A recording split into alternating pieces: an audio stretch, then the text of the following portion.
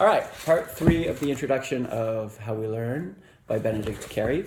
And he talks about what his plan is to share with us the techniques that deepen learning from cognitive science. And he sort of wants to take some of these things out of the scientific circles and share them with the general public. And he says there are a lot of techniques that we can integrate into our lives, and we can do it, but it requires that we trust and we have a little bit of a suspension of disbelief, because often these techniques are, as mentioned before, counterintuitive and surprising, such as, randomness of the place that we study actually aids learning.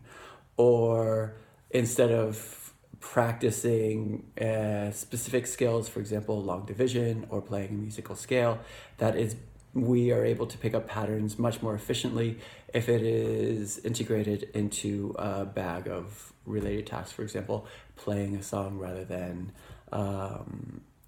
studying, practicing a scale. Same thing in world languages. I see it every day in class. It's much more efficient for learning if we can have students, okay, everyone, you're in a market. Here's the vocabulary that you need for the fruits and vegetables that you're going to be shopping for. Here's the amount of money. Go out and use it. Instead of learning a list of vocabulary or a set of numbers, students go out and say, I don't know the word for 24. And they say, 20 is 24. And then they're able to develop knowledge on an as-needed basis. We see this every day. And he actually reminds us that mechanization, which came into the schools in the 19th century to prepare people for factory work, in fact, doesn't work as well as integrated skills. We learn much better when we are able to bring everything together.